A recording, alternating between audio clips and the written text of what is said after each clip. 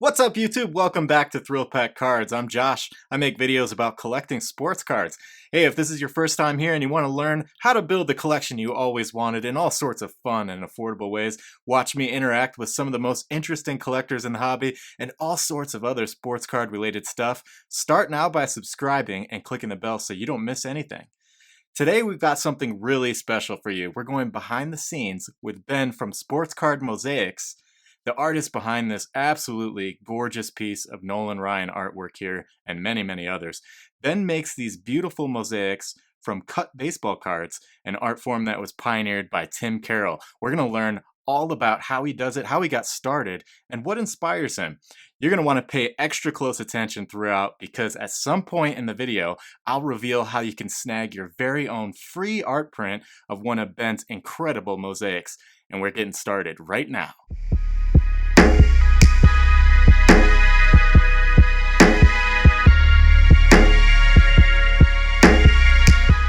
Okay, so when people that are not artistically inclined like me see this kind of thing, we're obviously blown away, but then I think one of the first things we think of is like, how the hell do you do this? How is this possible? Kind of like reminds me of when you see a magic trick, and then you're just like, there's no way, like, how did you do that? So I think our audience would be really interested to hear like how your process started and how it evolved. Yeah, so the very first piece I did, and I don't have a print or anything to show you, but it was based on the 1968 Nolan Ryan rookie. And it was that one I just did in a very rudimentary style where I hand drew a grid and I hand drew a grid on top of the image I wanted to make. And it was just completely by hand. And then I started getting the idea of trying to maybe find some kind of scientific methods to help me build these. And this was the second piece I made, and this one was kind of more of a science project than anything. I wrote a computer algorithm that builds mosaics. So basically, I scanned in a bunch of 87 tops, and the code that I wrote just goes through each little tile and tries to pick the best fit. So it basically just tells you where to put all the pieces, and so it's just a purely scientific method that I used to build that. And I kind of abandoned that because it's not really very artistic, but it's kind of a cool thing too. It's, you know, kind of a mixture of science and art. So this is kind of like as he was describing it pretty elegantly, as a paint by numbers thing, and he wrote a Python script, as he was saying. And so then I started trying to use a combination of that and artistic ability. And so for like this Honus Wagner, what I did is I ran my mosaic builder algorithm, laid down a tiled foundation, and then I went over the top of it and filled it in and tried to kind of put in the fine details and stuff by hand. So you can, if you look closely at the jersey, you can see that underneath a lot of these pieces there is just basically a tiled set of rectangles, and that was all just done with the paint by number algorithm, where it just kind of tells you where to put the pieces. I used this technique for a couple of different pieces before moving on to a new technique that I developed. So I don't really use the mosaic building algorithm much anymore, although there are certain situations with blurry backgrounds and stuff where it might come up and it might be useful. Nice. So these blue and green colored tiles, those are the backs. Those are backs of cards, right? These were actually the fronts of 87 tops. Oh, they're fronts. Various backgrounds and pieces of jerseys and stuff. Yeah. Okay. So if you ever see like stats and things like that, those will be the backs. So the border is the back of Upper Deck. The background here is 87 Don Russ. And then there's faces on his face, which is pretty cool. I think that's pretty cool. Yeah, I mean, those are usually, the best matches for the color of a face. Which makes sense. You got like the shaded parts are going to be darker skinned players, and I found that actually getting the lightest parts of the face is usually the scarcest cards in the sets. Those are the hardest ones to find, the real light colored faces. Okay. Even the guys that are really white tend to have shadows and stuff on their face, and sometimes hard to find the light colors. I like the little mustache guy down there. in the corner. Yeah. Yeah, a lot of times I have to cut out the mustaches because it's just like too much contrast. But every once in a while, you can find a spot where you can fit one in or something Yeah. and leave it in the card. Now, do you ever put any Easter eggs in any of your pieces? I have on a couple. So when I did the Roy Campanella, it was a commission, and he asked me to put in. He sent me a couple vintage catcher cards and asked me to work them in. Um, Nice. and I think there's a Cal Ripken right under the part in Honus's hair there. That's kind of a little Easter egg. Oh yeah, I 'Cause see I that. mostly use commons, but I slipped in a Ripken there, 87 tops Ripken for that. Nice. Yeah, was that the Roy Campanella where there was a guy sitting in the stands behind Yeah, him? the George Brett. Yeah. Okay, So yeah. he asked for George Brett. Okay, cool. So this technique that you used for the Honus Wagner was similar to the Correct. Mickey Mantle over here, right? Yeah, and it was the exact same sort of technique where I laid down a tiled foundation, and the advantage to that too is that it naturally creates a grid for you as well that you can reference. But I've kind of found that there was a better way to do it, in my opinion, and I moved on to a different technique. This is Ben's workstation, which is really cool to see kind of a glimpse into how the magic happens. So thanks again for letting us Yeah, of course. peer into this. So do you want to kind of walk us through your process? So we were talking before about using some science to help build these, and what I ended up coming up with was I wrote a Python script that takes every pixel of an image and bins it into one of 8 or 10 categories. You can feed in RGB values and tell it to just basically best match each pixel to one of those values. And then it goes through and it basically just finds the boundaries between where it changes from one to the other and just makes a black pixel there. Mm. So what it ends up doing is outlining different regions of the same sort of color. And if you can see on the laptop here, what I've done here is just stack that on top of the actual image. And you can see that like on Tony Perez's arm here, the darker areas are all outlined, from the lighter areas. And this, along with a grid that I overlay on top of it, really helps me to build these and to be true to the card. Wow. And then, obviously it only gets you so far. So, if there's gradients and stuff like that, you kind of have to use a little bit of artistic integrity there and to sort of to blend things and stuff. But shading as well. Shading and things like that. But it's a really helpful way to really get a nice foundation. And of course, sometimes it ends up just being a very complicated bunch of blobs. In which case, like right here, yeah, the glove, and in which case, that's going to be a challenging. Right. That's basically what that means is that part's going to be difficult. Because the computer is working at a scale that's really smaller than the human can actually work. Yeah. So, right. So, it works well for certain things. And then for other things, it's I really just kind of have to more use the grid and stuff. Okay. And do it on my own. So the glove is going to be probably the biggest challenge of this entire piece. Yeah, that makes sense. So whenever you see things like that, that means it's going to be tough. You have to make a lot of little decisions that you're not getting any guidance from the grid anymore. So this thing that looks like a bunch of archipelagos on a map, that's printed off the computer, and then you printed it on this grid to also help you. Yes. So what I do is I feed an image into the script that does all of this, kind of makes this map. Then I feed that into a script that grids it.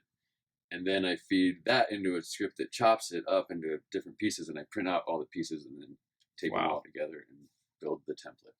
Wow. That's amazing. Okay, so for the Tony Perez, a lot of different sort of a cornucopia of cards that go into this. Sounds like 87 Donruss is a very versatile 87 Donruss is the black borders help a lot. Okay. And there's a lot of faces too. 87 tops also I get a lot of the faces from, but for like all these different reds, greens, blues and stuff, I mean, you just have to find the right sets. I mean, the grass here is I think that's 91 Bowman. That's, yep. Yeah, that one. and the Rookies in there. sleeves are 89 tops. The jersey, I'm using Donruss for the light parts, and then mostly 94 tops for the backs. So Yep, I saw you're in the market for yeah, some 94 I tops. almost ran out of these, and Twitter helped me. But yeah, so this tan color on the back works well for the jersey. The trophy is going to be that I'm using 1990 tops traded Yep, for that. that makes sense. Yeah, so I think this particular piece probably has the widest The widest. variety of different cards that I've had to use for a piece. I got that feeling. The 90 tops traded. The back is a little bit.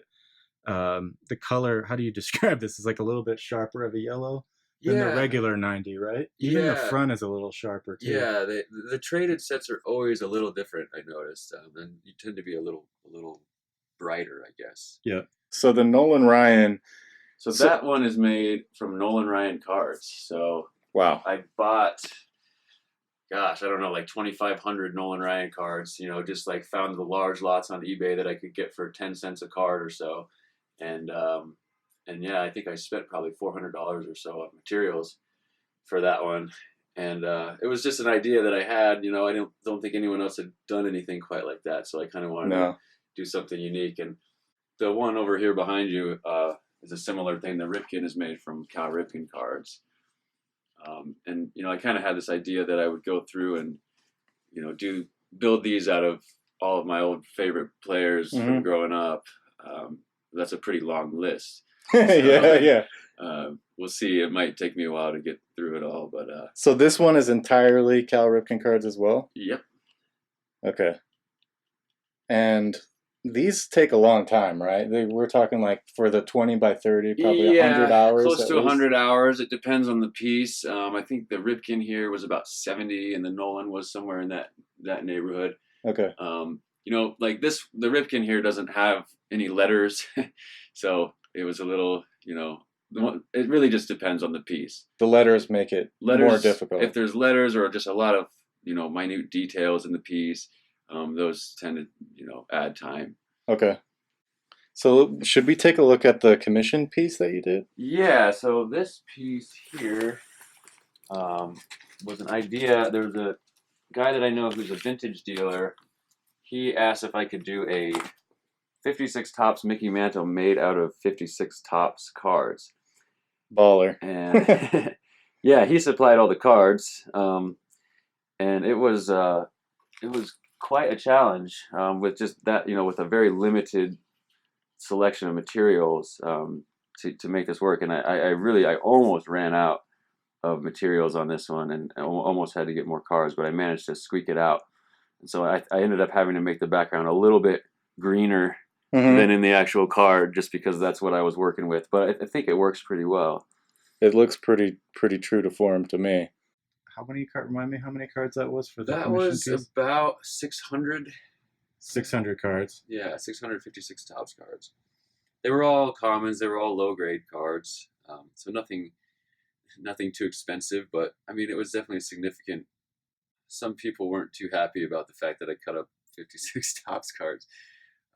I think it all, like, my position on it is what the result is beautiful. So the cards are still being enjoyed. You're sort of allowed, the hobby allows you to do this because the output is beautiful. That's how I feel. So all 1956 Topps cards went into this, provided by the buyer who commissioned the work. So if you guys would like a similar piece made and you have cards that you want them made with, you can reach out to Ben at Sports Cards Mosaics. Yeah, Sports Card Mosaics. Sports Card Mosaics, singular. Yes. On Twitter, and see what he could put together for you. So I got back into collecting cards a couple months ago. I went to an estate sale and just stumbled across some cards, and then like all the memories started flooding back. You ever get that feeling where the smell of a certain card? The nostalgia, yeah. It's interesting. Yeah, like for me, I collected as a kid. I'm 35 now, and I got out of it for 2 decades. But it was last summer, 2018. My dad threatened to throw out all of my old cards, and I was like, "Don't do that. Like, I'll come get them." So I did a road trip that year, and he's up in Idaho. I stopped in and grabbed a few monster boxes of my whole collection from when I was a kid, and kind of just got back into it. At first I thought maybe they could be worth something, and so I started doing some research, kind of learned about the junk era, and learned that they're worth a lot less than they were even when I was a kid. And really, I saw that as an opportunity to build the collection that I had always wanted as a kid, and it was really the nostalgia was really a big thing there. And so I just kind of went on a rampage and just started buying boxes and tons of packs and stuff. And then it kind of was getting out of hand, and I was spending a lot of money. So I decided, I would try to maybe, buy big quantities and then sell half. And so I started putting up Craigslist ads and stuff. And the only person that hit me up on Craigslist was this guy named Ryan, who was asking if I had commons because he wanted to cut them up and make artwork out of them. And Ryan was kind of trying to do what Tim Carroll does. And Tim Carroll is the person that's famous for this cut card art. He's got work in the Hall of Fame. He's done some amazing stuff. He's been doing it for 10 years or longer.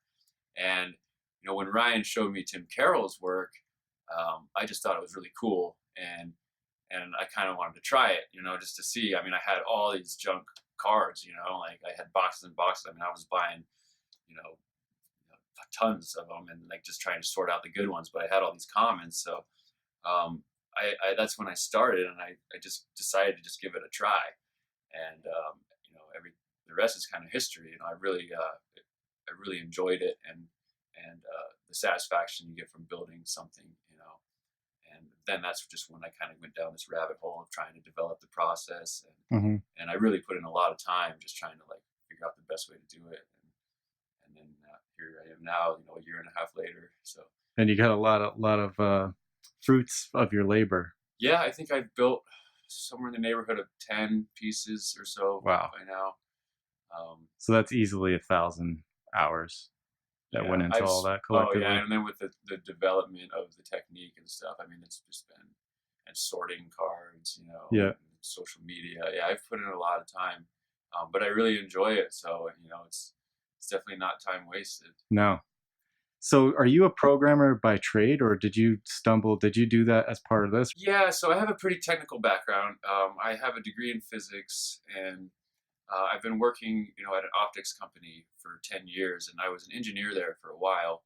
Um, and it happened to, some stuff came up with some curve fitting algorithm work that I had to do.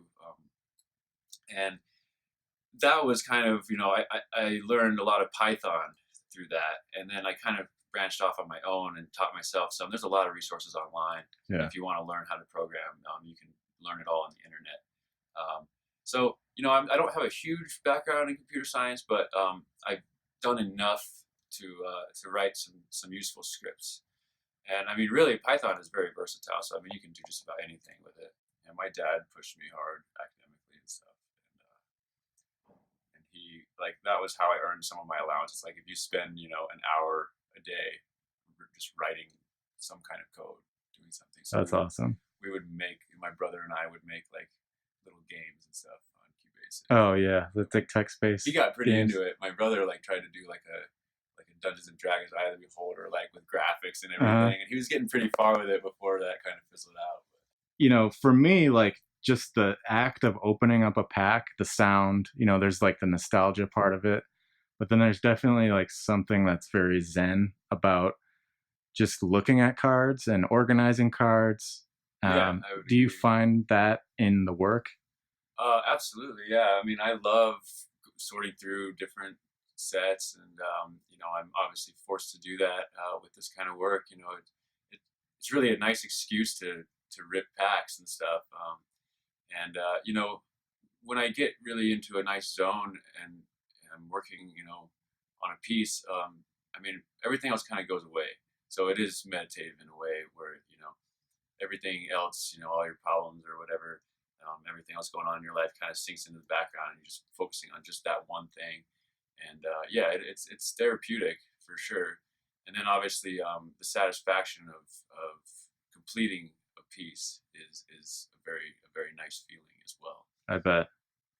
What advice would you have to not just sports artists, but any artist, whether they're young or aspiring. You just never know what you're capable of. I had no idea the first time I tried to build one of these, like if it would turn out any good at all. I don't really have a background in art, really. I mean, I used to doodle a lot as a kid and draw comics and things like that, but Hmm. I never really got into it deeply until I started doing this. And I mean, I kind of surprised myself that I was actually able to produce pretty good results by doing this. So I mean, I would say, you know, at least try it. If you have an idea, go for it. You know, you never know what you're capable of until you try. And then obviously, you know, seek out the the artists that inspire you and learn from their work as well. Study what they do and try to try to let that influence your own your own pursuits. Yeah, it sounds like you were talking a little bit about how your dad encouraged you to learn programming, and you. It sounded like he had the perspective that he encouraged you to tinker. And is that a Yes, yes, safe absolutely, statement? definitely. And that's kind of what I got out of what you just said was like, don't be afraid. Don't Yeah, be afraid to explore and tinker because you never know what you're going yeah, to and discover. you're not going to get anywhere by doubting yourself. So it's always worth trying something if you have an idea. Maybe you'll be good at it, maybe you won't, but you'll never know unless you try. Words of wisdom right there, folks.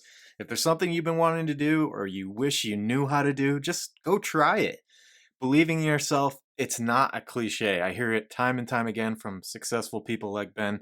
One of the most surprising lessons I've learned over the years, and there's plenty of research to back this up, is the truly profound power behind how you talk to yourself.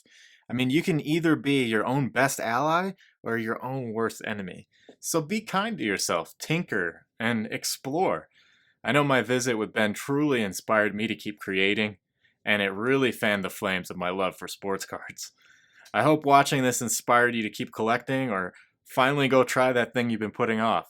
I'm so astounded by Ben's artwork. I just want to get some of it into your hands so you can cherish it for yourself.